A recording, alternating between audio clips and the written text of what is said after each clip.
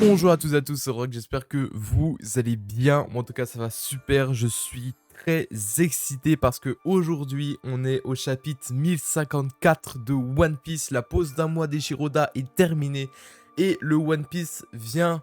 Enfin le chapitre de One Piece vient de sortir. Les gars, je suis excité comme jamais parce que il y a une hype folle tout simplement. Après un mois, après les messages d'Eshiro Oda etc qu'il a sorti, il faut savoir que je suis pas allé sur Twitter, je me suis restreint d'aller sur Twitter pendant depuis mercredi pour éviter tout spoil possible. Donc là, je ne sais rien du chapitre, je ne sais absolument rien du tout. Je sais juste qu'il va être légendaire parce que, enfin j'espère, parce qu'il y a les messages d'Eshiroda, etc. Donc il a dit que ça allait passer à vitesse supérieure encore une fois, que ça allait voilà, entrer dans la phase finale. Donc j'espère que ça va être incroyable. Et puis on est tout de suite parti. Donc là j'ai la première page, enfin la couverture, le spread color. Je sais même pas si c'est un spread color, mais j'ai la première page. Donc on voit une page avec les 4 nouveaux empereurs. Parce que rappelez-vous, la dernière fois, dans le dernier chapitre, on avait les nouveaux empereurs. Donc on a Baggy, Shanks, Barbe Noire et Luffy. Donc du coup on a un petit color spread, je sais pas s'il est officiel ou pas, à mon avis oui. Mais du coup voilà, donc il y a 15 pages. Et donc du coup on est tout de suite parti. Première page, Empereur des Flammes, le chapitre s'appelle. Ok, donc on est parti. Donc on est à Wano Kuni, capitale des fleurs, Denjiro, je bégaye déjà, c'est n'importe quoi. Vous êtes là aussi, Luffy ne doit jamais être au courant de ça. Neko vient, le pouvoir d'influencer autant que vous souhaitez est un pouvoir difficile à obtenir.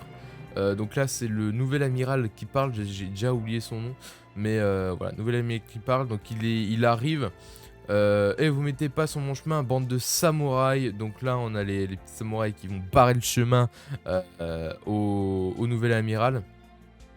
C'est un membre de la marine, c'est un ennemi à Luffy à l'extérieur. Savez-vous ce qui se passe dehors? Les dieux de ce monde sont des dragons célestes dans un pays non affilié au gouvernement mondial comme le vôtre. Les droits de l'homme n'existent pas, donc là il est en train de s'énerver. Waouh les gars. Ah ouais, il a l'air d'être bien cheaté quand même le nouvel amiral. Parce que là, il est en train de sortir des fleurs du sol, des mains, mais énormes. À la manière un peu de Robin, mais en forme de végétaux et tout, franchement. Donc du coup, il crie Kiniku Mori Mori. Donc c'est la technique tout simplement c'est le nom de sa technique. J'ai mangé le Mori Mori Nomi, je suis un homme forêt, donc c'est bon, on a son fruit du démon, c'est le Mori Mori Nomi, voilà, c'est un homme forêt, il le précise lui-même. Le père de la vie comme la mère, je suis la nature elle-même, donc ça c'est très stylé quand même. Et c'est un Logia, bon ça c'était un petit peu logique, mais je vais vous apprendre, les humains ont toujours vécu en créant des créatures, des êtres inférieurs, j'arrive même plus à parler, j'arrive même plus à lire, en regardant de haut les pays non affiliés comme vous. Tout le monde continue à vivre, la discrimination est un réconfort. Ah ouais, d'accord, ouais, il est vraiment énervé là. Là, la taille du gars, il est vraiment énervé, il a l'air vraiment d'être cheaté. Peu importe le nombre de personnes qui vont mourir ici, aucune loi ne sera enfreinte. Regardez, juste essayer de m'arrêter, je me fiche du nombre de personnes que je dois tuer. Je vais m'occuper de Luffy au chapeau de paille, donc il a l'air vraiment de vouloir en découdre contre Luffy quand même. Pas question de te laisser faire irruption, donc là on a Yamato qui s'impose dans la fête du peuple qui a enduré 20 ans d'oppression et qui va juste d'être libéré. Qui es-tu? Yamato, je suis Yamato, le fils de Kaido. Je ne te permettrai pas, donc là gros bonk sur la tête de l'amiral. Un mot de plus, aïe aïe aïe, quel haki puissant. Ah, donc il dit que le haki de Yamato est puissant quand même, donc il le reconnaît. J'ai mal lu la page. J'ai mal lu la page, bref. Je suis Yamato, le fils de Kaido. De Kaido, il se pose la question.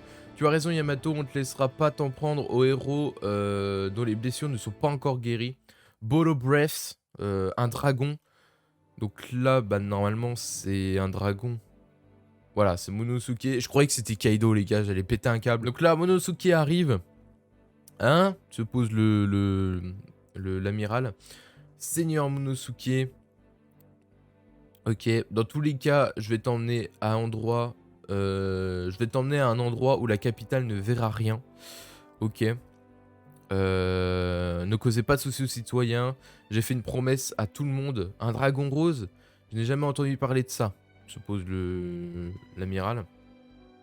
Tu es sur mon chemin, Monosuke. Ok, donc là, on a l'amiral qui encercle Monosuke dans des fleurs, etc. Enfin, dans des arbres. Ok. Yamato, tu ne dois pas te battre, dit Monosuke à Yamato, du coup. Peut-être qu'elle se repose ou quoi que ce soit.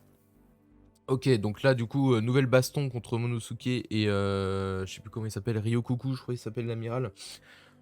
Océan près de Wano Kuni. Donc là, on est sur les côtes de Wano Kuni. Ça fait bizarre, mais nous entrons vraiment. Ok. Allons-y, boss. Luffy est déjà un grand pire. Oh, let's go! Let's go! Yes! Les gars, on a Shanks le roux qui arrive à Wano. Let's go! On a Shanks qui arrive à Wano. Let's go! Let's go! Let's go! Ok. Donc là, on a Shanks qui arrive à Wano. Ok. Du coup, je vais reprendre. Ça fait bizarre, mais nous entrons vraiment. L'Uzi Boss, Luffy est déjà un grand pirate. Je suis nostalgique. Depuis que l'on s'est séparé d'Oden d'ici, Momo et Iori devraient être adultes maintenant. Ok, boss, allons voir Luffy. Il est incroyable, vraiment incroyable. Attendez, je ne suis pas encore prêt pour rencontrer Usopp. Ah oui, parce que du coup, il y a Yasop aussi. Bah oui, je suis con. Je crois qu'il y a aussi ce type-là, Kid. Il s'est déjà battu contre nous auparavant, non? Ok, c'est l'image de Shanks. Ah, elle est en couleur. Ok, donc Shanks qui regarde la prime de Luffy. Ok, et donc là, du coup, petit flashback. C'est le bateau du roux. On dirait que le CP9 soit à bord de ce navire. Quelle galère! Je m'en fiche, on y va. Oh, ok, putain, stylé, stylé. On a un petit flashback de Shanks. Quel est leur but? Il n'y a aucun trésor ici. Tout ce qu'on a, c'est ce fruit du démon. Oh, on a le flashback de la bataille où Shanks a récupéré le Gomu Gomu no Mi. Ok, donc là du coup c'est le CP9 je crois. Qu'est-ce que tu dis? Un fruit qui rend élastique. Ok les gars, ce chapitre c'est déjà une dinguerie parce qu'on a chance. Donc voilà. On a la bataille aussi, du coup là on a comment? Petit flashback où on a... Putain comment il s'appelle le village de Luffy au début? Je sais plus. Bref, on a une image du coup du début où ils sont dans le bar, etc. On a Shanks qui rigole avec Luffy où il lui montre son chapeau de paille. On a le flashback de quand le monstre marin bouffe le bras de Shanks. Ok, donc là ça revient. Ok, ok. Le patron et les autres connaissent Luffy au chapeau de paille. À propos de lui, il ressemble maintenant à un monstre singe incontrôlable. J'ai entendu dire que c'était un homme sauvage. Donc là, je sais pas si c'est l'équipage de Shanks qui parle, mais si, il me semble quand même. Je ne peux pas voir Luffy, nous dit Shanks. Quoi?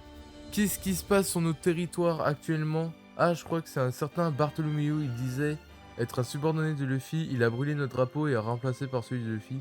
Il faut faire quelque chose, sinon qu'arrivera-t-il à notre réputation? Oh, on sait, mais quand même. Force l'équipage pour aller sur machin.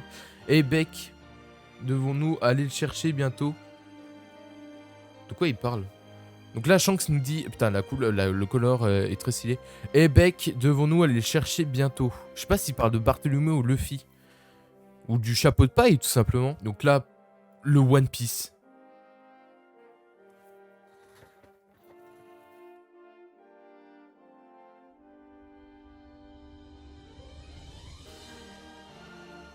Quoi? Quoi? Et Beck, devons-nous aller chercher bientôt le One Piece?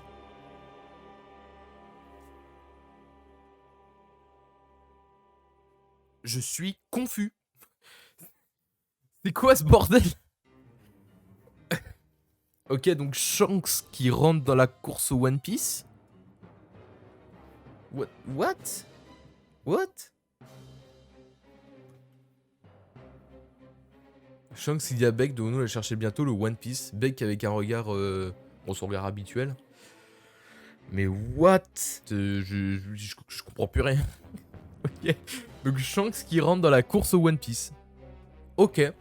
QG de la marine Nouveau Monde, nous ne pouvons pas laisser les révolutionnaires dans la nature plus longtemps. Akainu, ok, donc là ça parle d'Akainu, donc il parle à Akainu, donc Akainu fait son retour aussi dans ce chapitre. Je comprends, mais il n'y a plus de troupes à mobiliser, ce type qu'on appelle Empereur des Flammes Sabo. Mais quoi? Mais les gars, ça parle de Sabo. What? Mais gros, mais... Le chapitre de fou malade, le retour d'Oda. D'accord. Ça parle de Sabo. J'attends encore une ou deux dingueries, même si là on est quand même pas mal servi. Ok, donc ce type qu'on appelle Empereur des Flammes, Sabo, il est devenu un héros pour le monde entier. Ok, donc apparemment il a fait des dingueries. L'assassinat d'un seul participant de la rêverie de la lignée des 20 premières personnes qui ont créé le gouvernement mondial il y a 800 ans. Nefertati Cobra a une énorme signification pour l'armée révolutionnaire. On n'avait jamais entendu ça, ce nom Nefertati Cobra, je crois. Je crois qu'on n'avait jamais entendu ce nom. L'assassinat d'un seul participant de la rêverie de la lignée des 20 premières personnes qui ont créé le gouvernement mondial il y a 800 ans, Nefertati Cobra a une énorme signification pour l'armée révolutionnaire. Et là, on est en image de Sabo et du coup de Nefertati Cobra, côte à côte. Enfin, côte à côte, je veux dire, ils sont pas ensemble sur la photo, mais on a deux photos d'eux collées à côté. Dans un journal, en plus. Ok. Quelques heures avant, dans la zone présidentielle des Dragons Célestes Marie-Joise, ils ont détruit le symbole des nobles du monde, le sabot du dragon de la course céleste, et ont déclaré la guerre. Mais non, putain, les gars, il y a... Alors, si j'ai bien compris, il y a l'armée révolutionnaire qui a déclaré la guerre à Marie-Joise. Si j'ai bien capté, hein. Si j'ai bien capté ce qu'ils disent, normalement c'est ça. Ok, donc là ça passe vraiment à la vitesse supérieure, parce que nouvelle guerre du coup. Les amiraux Fujitora et Hirokugu ont combattu en réponse, mais au final ils ont réussi à libérer l'ancien révolutionnaire devenu esclave des dragons célestes, Barthélemy Kuma. Et tout le monde s'est échappé. Ok, donc non, j'ai dit une énorme connerie. Ils avaient du coup déclaré la guerre à Marie-Joise, les révolutionnaires. On a Fujitora et Ryukugu qui ont combattu. Mais les révolutionnaires ont réussi à libérer Barthélemy Kuma. Donc du coup, Barthélemy Kuma est un révolutionnaire, du coup maintenant.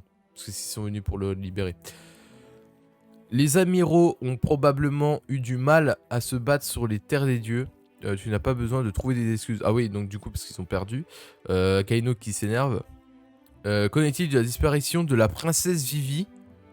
Ça arrivait en même temps que l'assassinat du roi Cobra. Donc Vivi a disparu et Nefertiti Cobra, du coup, il est mort. En fait, je pensais que c'était quelqu'un vivant. Les gars, je suis confus, mais il y a tellement de révélations. What the fuck? Ok, donc Vivi a disparu. Mais ça, je crois qu'on le savait déjà avant, mais je suis plus sûr. Mais du coup, Vivi a disparu et Nefertiti Cobra est mort, du coup. Le roi de ceux qui avaient créé le gouvernement mondial. Ok. Nous sommes en train d'enquêter notamment sur le lien entre tous ces événements. Oui, ok. Chef du bureau des départements des enquêtes sur les crimes, Kuruma Tensei. Ok. Alabasta est à désastre en ce moment. Ça parle d'Alabasta. Leur navire est toujours dans le port. Il n'y a aucun moyen de faire un retour des circonstances. Donc du coup, les révolutionnaires sont à Alabasta, apparemment. Si j'ai bien compris cette fois. Peut-on laisser la tentative de meurtre de Saint Carlos comme résolu? Saint Carlos, je sais jamais comment on dit. En ce qui concerne le fait que Saint Miosgard ait laissé le criminel s'échapper, alors ils débattent une décision à Marie-Joise. Les chevaliers des dieux sont intervenus rendant le tout plus compliqué. Laissez-les faire, dit Akainu du coup. Derrière chaque événement, j'ai entendu dire que ce sabot tirait les ficelles depuis le début. Avec ce monde en pleine folie, il y avait les pays de la révolution des 8 pays. Visant le retour des rois, d'il y a quelques jours, aux graines de la rébellion partout dans le monde. Ok. Donc du coup, c'est Sabo qui tire les ficelles depuis le début. C'est pas Dragon, normalement, le... Dragon, je sais pas comment on dit, mais... C'est pas Dragon, le chef des révolutionnaires? Genre, c'est Sabo, le chef des révolutionnaires? Et ça me semble bizarre, quand même. Mais bon. Ok, pourquoi pas. Ce gars a complètement commencé à être loué tel un dieu. Empereur des flammes, Sabo, ça crie Sabo, voilà, il y a une foule avec une image de Sabo. On pourrait dire que sa popularité en ce moment dépasse l'influence de commandant suprême de l'armée révolutionnaire Monkey D. Dragon, le dragon de la rébellion. Oui, donc voilà, c'est ça. Ok. Le commandant suprême de l'armée révolutionnaire. Du coup, Sabo n'est pas devenu le commandant.